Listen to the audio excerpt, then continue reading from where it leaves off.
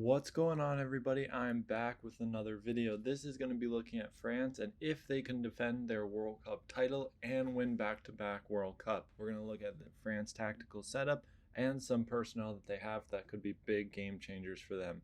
And before we get into it, check out both my books in the description below. Also, I'm using Keyframe to make this video.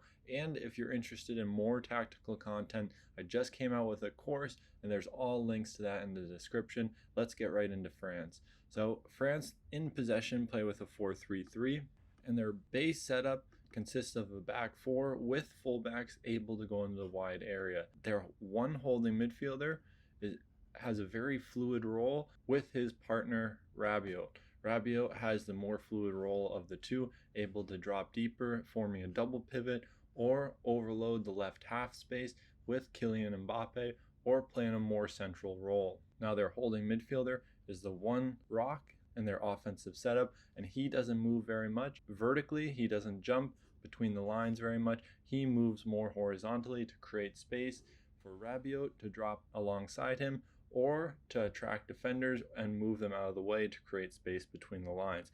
Now against Poland, they played against a 4-5-1, and we'll look at some key ways that they manipulated the midfielders to create space higher up the field. Now France, out of possession, it's important to note some of their weaknesses when we talk about France. So as we see, Kylian Mbappe on the left has a very low defensive responsibility and often stays high and disconnected from the team. So what this leaves is starting with a diamond with Griezmann, Dembele, Tchouaméni, and Rabiot.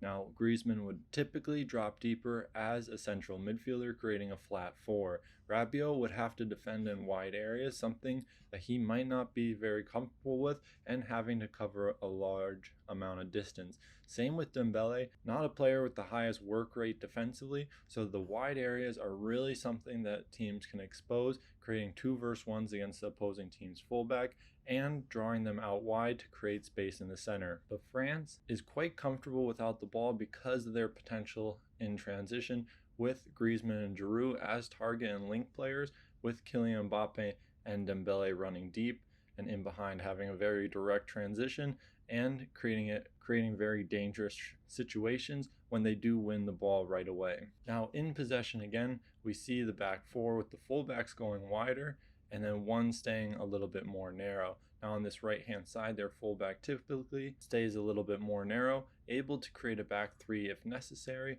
or he can go into the wide area making overlapping runs or also making underlapping runs through the half space.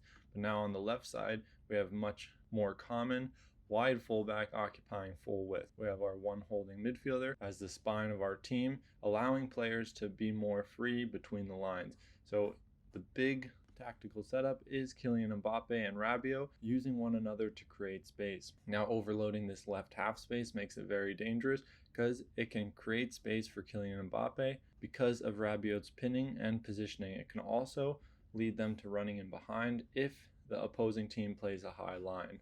Now one other way they create space for these two players is by targeting the central midfielder and forcing him to jump.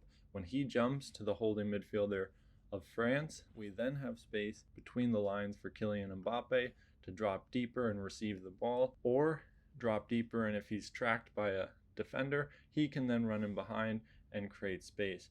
And then Rabiot is there to support him as a link player or pinning defenders or midfielders to get out of his way. Now Griezmann on this right hand side typically drops into the right half space, but these three players have very free roles, can overload spaces where they see fit, but typically we'll see Griezmann in the right half space overloading this right hand side. Now we see a situation where Rabiot drops deeper to create a double pivot. We then have our two central defenders beneath them with our right fullback going a little bit higher but still maintaining a narrow positioning, allowing him to create a diagonal pass into Dembele in the wide area.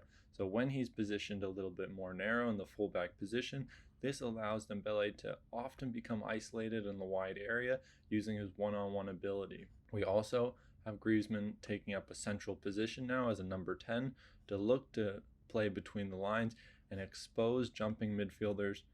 In this case from Poland, their two attacking midfielders jump to the two holding midfielders of France, which will create space between the lines for Griezmann, or if the defense stays narrow and compact, it'll create isolation for Dembele out wide. So they have a lot of different ways to create win-win situations for themselves. And with Kylian Mbappe on the left-hand side, when they do play through the right-hand side, overload it with Griezmann, have two holding midfielders, this often leaves space on the weak side for Kylian Mbappe to receive the ball when the ball is able to be circulated and exploited with a diagonal pass. Now this is where we're going to wrap up the video. And to conclude, I think France can defend their World Cup challenge. As much as I want to see someone else win, I think they're a very dangerous opponent because of their potential without the ball and in transition. So they can spend large portions of the game without the ball, not play particularly well, but still become very dangerous when they do win the ball. Let me know what you think in the comments below, and I'll see you in the next one.